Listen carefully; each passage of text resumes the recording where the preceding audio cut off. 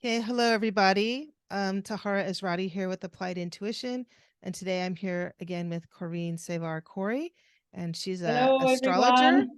And we've done a couple other interviews that you can go back and listen to for the details. But it's May 16th right now. And we're just finishing Mercury retrograde, and we're getting towards the tail end of the eclipse period that we did a whole show on.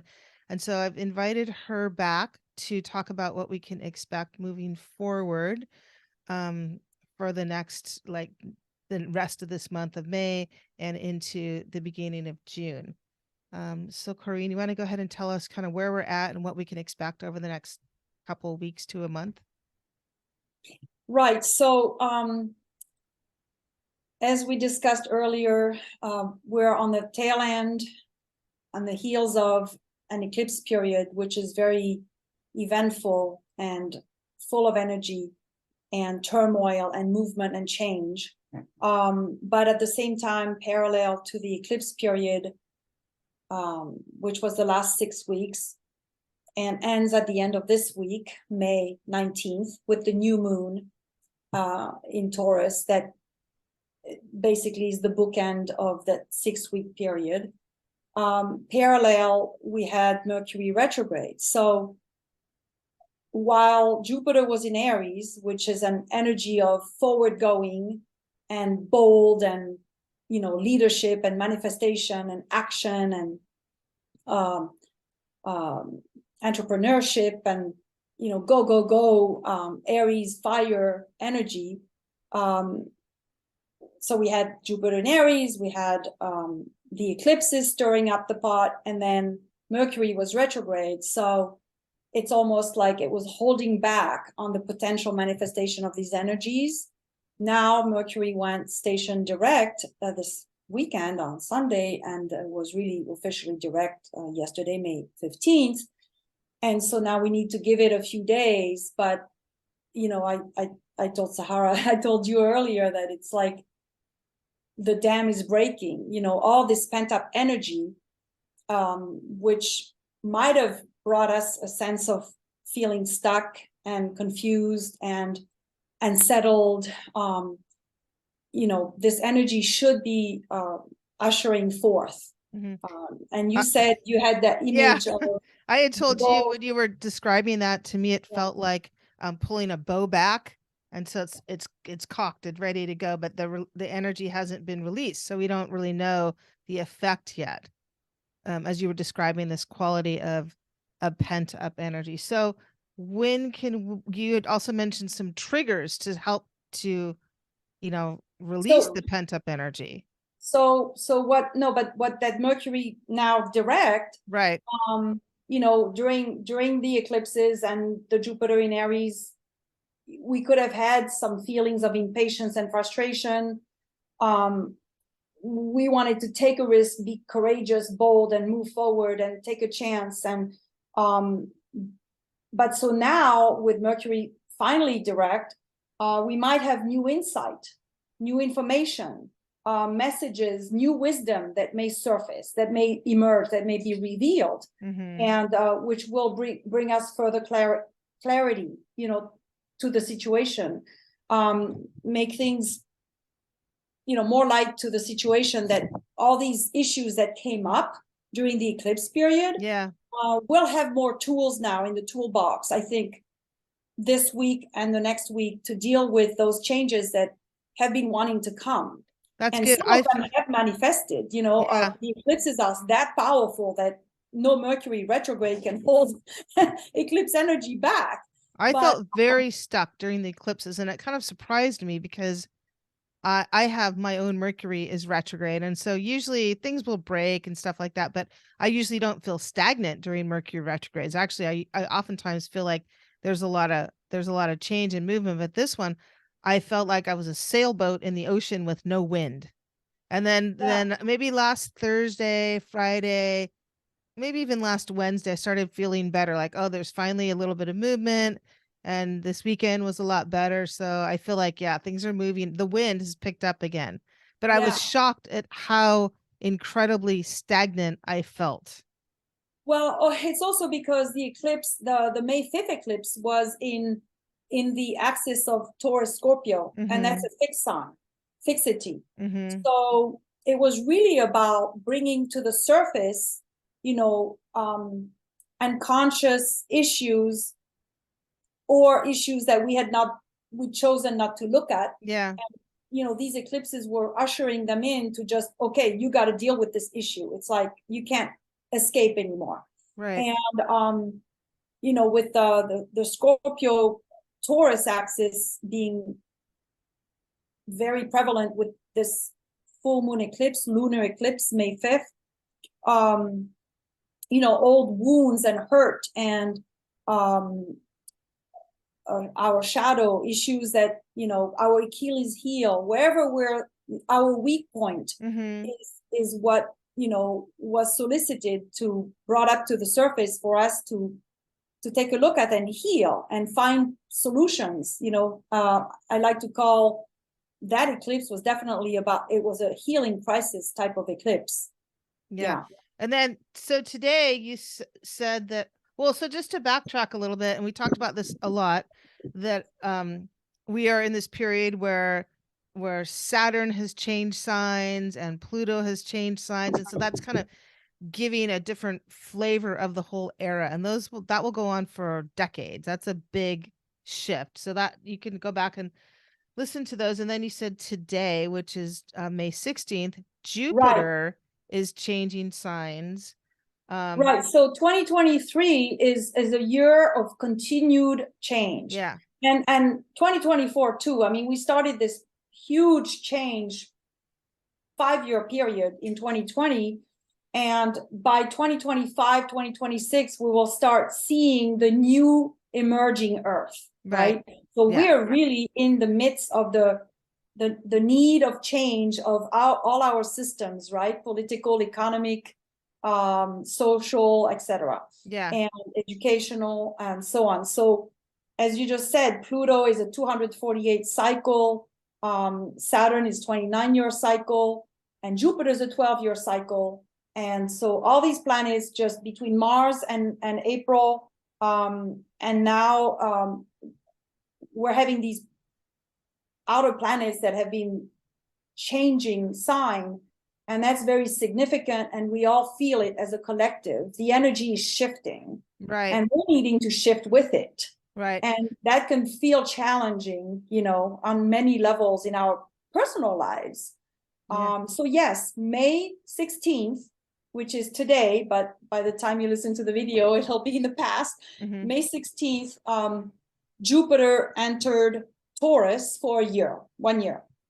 And so, yes, what did you want to ask? Well, no. I was just kind of saying that. Do you feel like this is a good time to show the chart and you can talk about, you talked about all the different planets that are also in Taurus, and then what we can expect at the end of this week on Friday, as far as the Grand Cross. Basically, we had talked about how you called me, or you contacted me and said, oh, there's some stuff I want to talk about. And it was kind of scary. And even to the point of saying, oh, maybe we shouldn't talk about it because we don't want to scare people. But then you had a chance to go back and look again, and you found there's some both very tense, potentially scary astrological aspects coming up in the next couple weeks to the end of the month, or to the middle of June, and also some beneficent, helpful, more spiritual aspects. And so I think maybe, do you want to show the chart?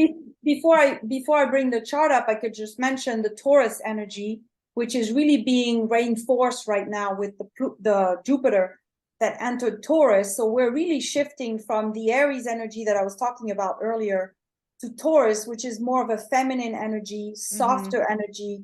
It's really, it's grounding, it's stabilizing, it's centering, it's all about balance. It's, ruled by Venus, right? So the aesthetics, arts, beauty, relationships, love, heart connections. And the Taurus is a fixed earth sign. And so it's about being as opposed to doing.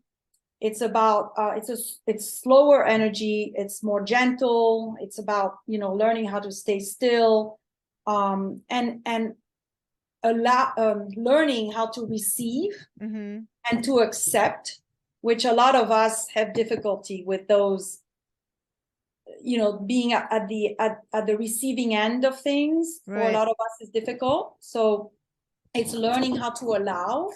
And then again, the Taurus energy is consistent, it's measured. So Uranus is in Taurus.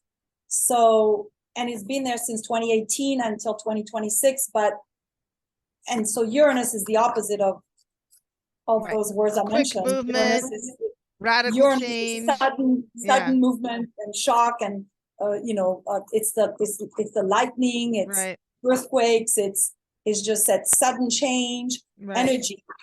But it's also breaking freedom is Uranus. But so Taurus is more methodical, and you're taking step by step.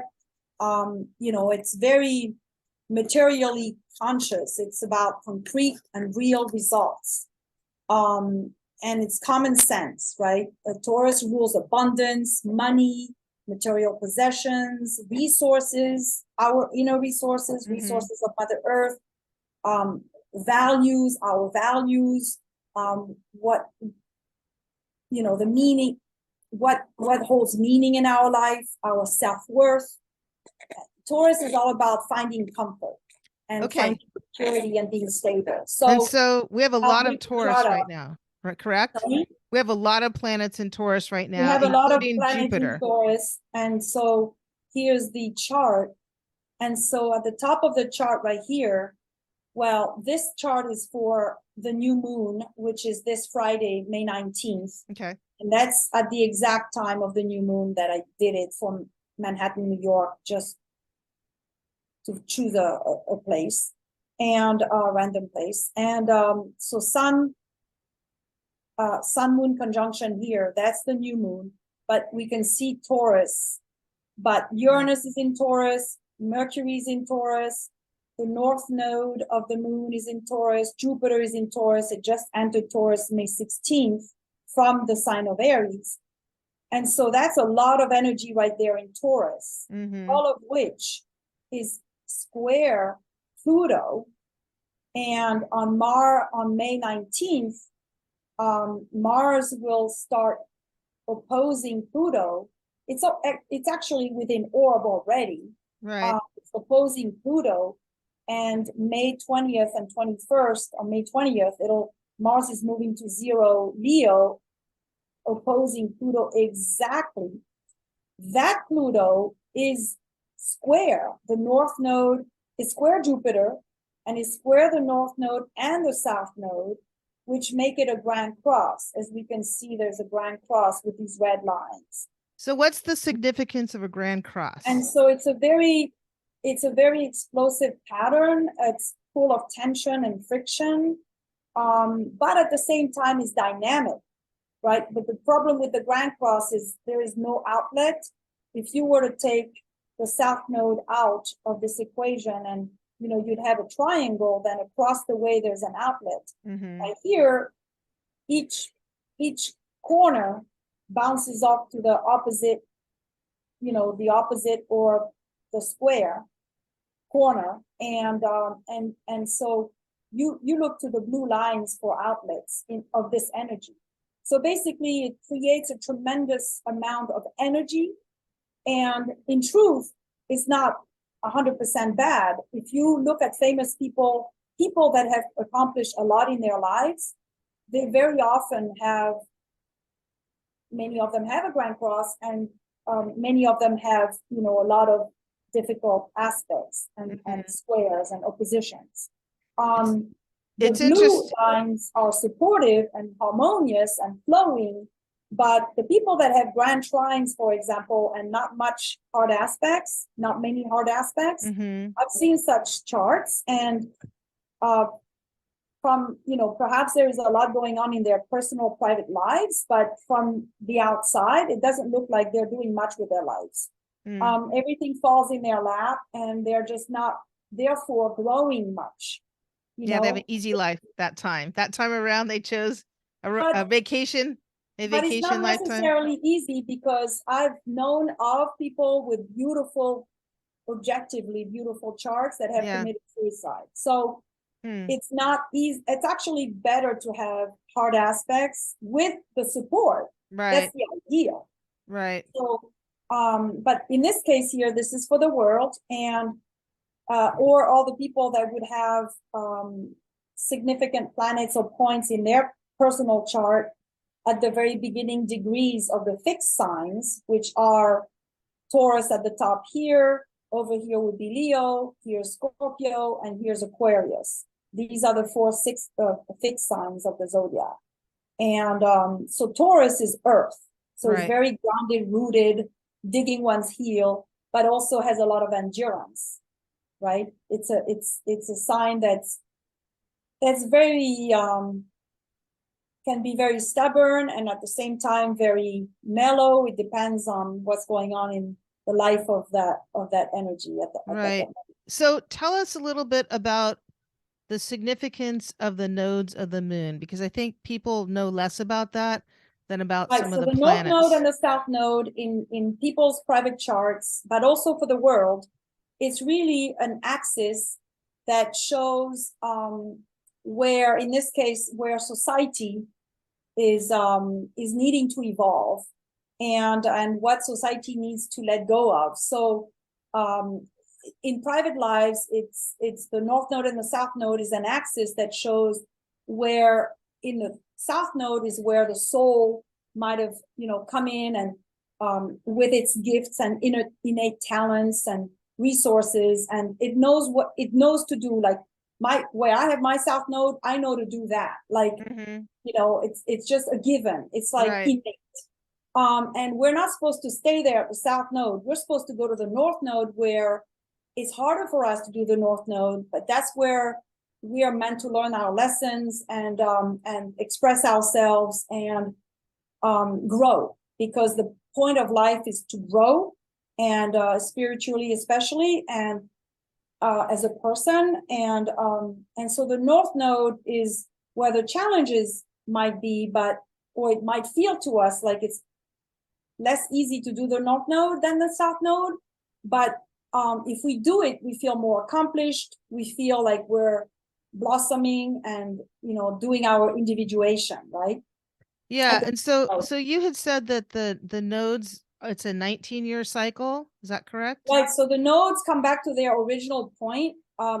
It's a 19-year cycle. Okay, Right. so if we have the North Node right up here at the top of the chart in Taurus, it's only at 3 degrees of Taurus. So it means it just went in there. It's gonna be in Taurus for quite a while, right? It's gonna go. Oh, it goes It's gonna go opposite all around direction. the chart and then come back to Taurus 19 years from now. Oh, but It how was long? there 19 years prior. How long will it be? Will the North Node be in Taurus So approximately? it's about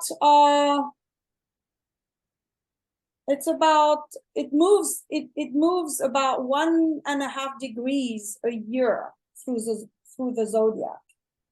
So I mean, basically, I guess my question is, do the nodes, like, I'm thinking everything's moving clockwise, but maybe the nodes move counterclockwise? the nodes are moving actually backwards. Okay. They're Okay. regressing. So Because it's an axis and it's to do with the ecliptic and the okay. path So of the that's all, moon yeah, that's crossing all the complicated. ecliptic. So Yeah. so basically the North Node has been in Taurus for a while and it's kind of getting to the end of being in Taurus. Is that correct? Yes. And Okay. so, yes, good point. The nodes right now are square Pluto, and they will be square Pluto until September, but the nodes themselves are going to be in Taurus, Scorpio until July. Okay, Then I guess that moving- was my question. Yeah, like They're moving how to the next series of Okay. signs, and so Okay. they're moving to Aries, Libra in Okay. July Okay. and mid-July approximately, and will continue, however, to make a square with Pluto, because Pluto is in Aquarius right now. It entered Aquarius March 23rd, but only until June 11th. Then it goes back retrograde, goes backwards into Capricorn. And since the nodes are going backwards as well, they're going to stay in that pattern of square, Right. T-square, actually, because Right. you have the opposition and making the T-square with the Pluto, Right. that T-square is going to stay active until September. And so this is actually a very, very key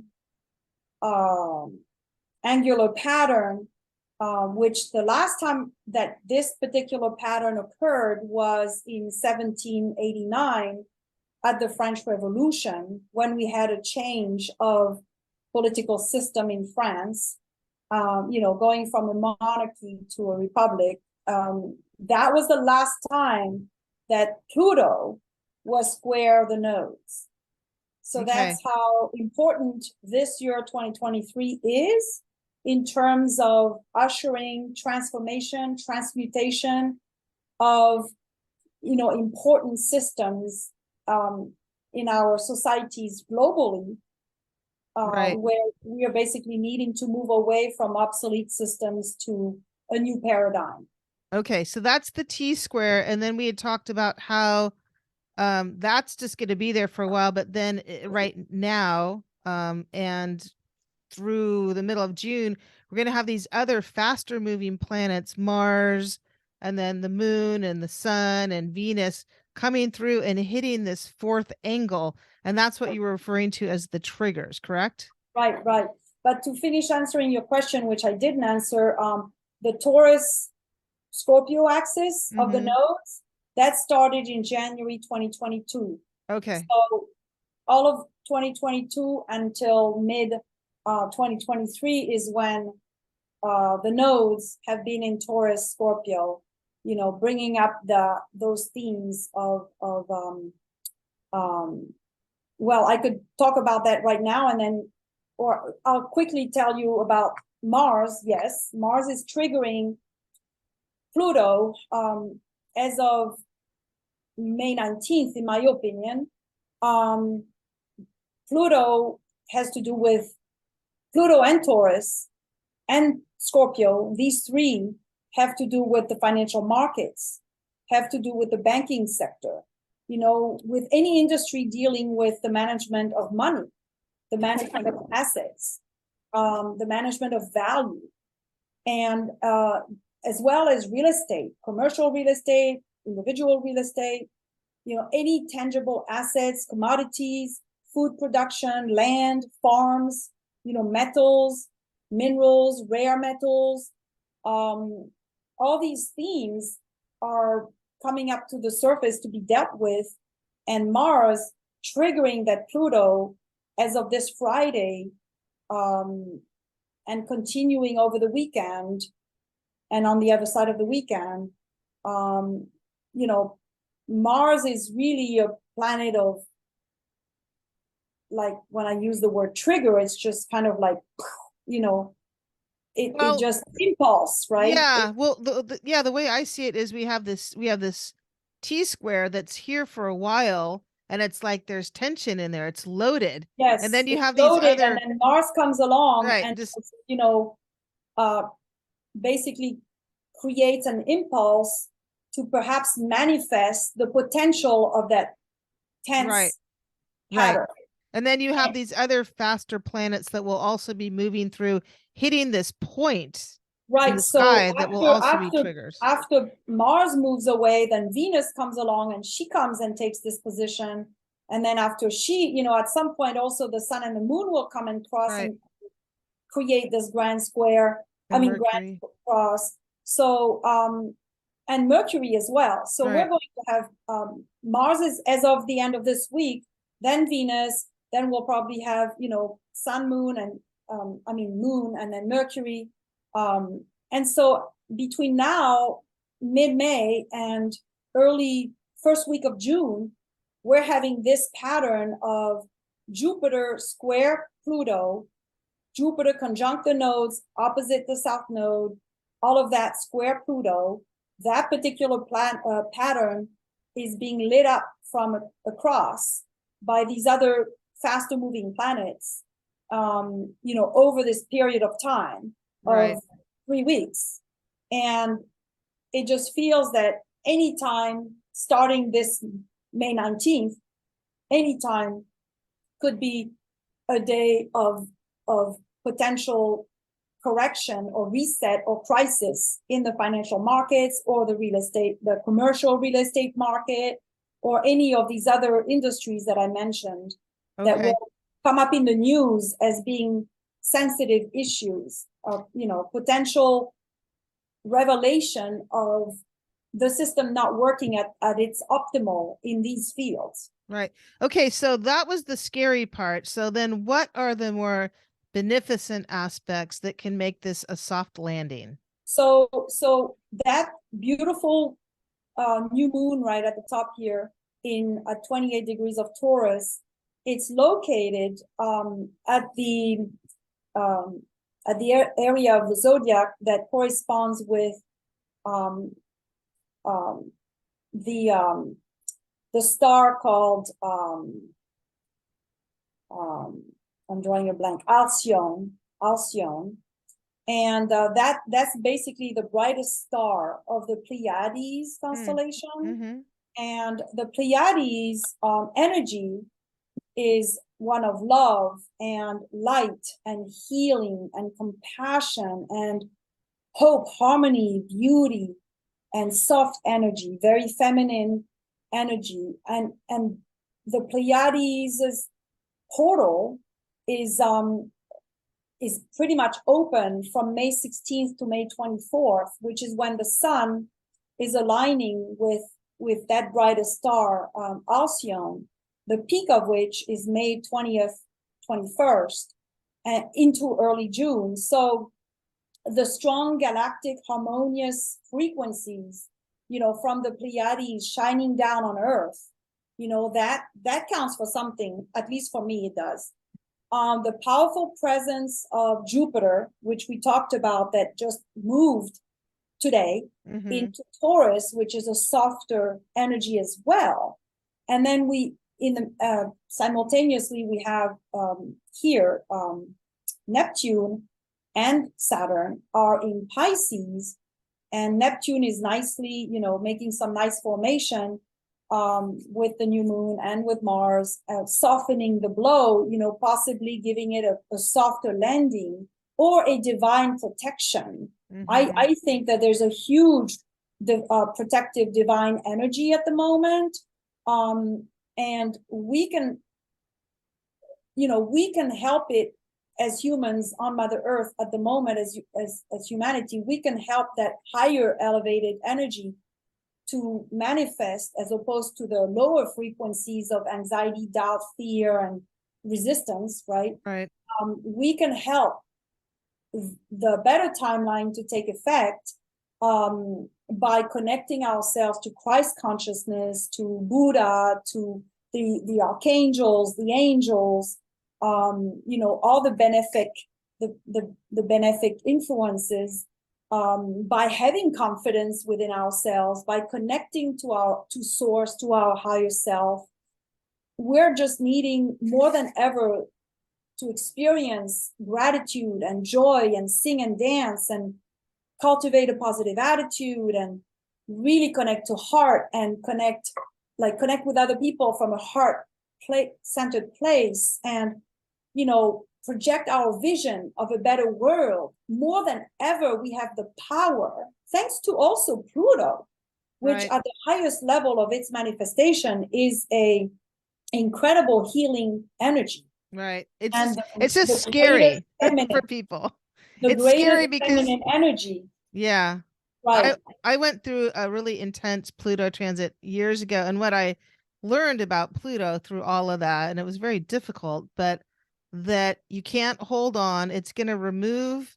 In fact, my astrology teacher at the time said Pluto is actually the most loving planet, where it's not going to touch the hair on the head of something that's supposed to stay, but it's going to take away the things that are not for your highest interest. And at the time, you might not feel that way because we get attached to things, but looking back, it's super healing in that way. The imagery that I get when I look at this chart and hear you talk is like water coming through and sweeping away all the trash, sweeping away all the things that aren't supposed to be there, and leaving behind a cleansed version of the things that are strong, that are supposed to stay, that are real, like those Taurus things that are that are And that's what real. Taurus is all about. It's like Yeah.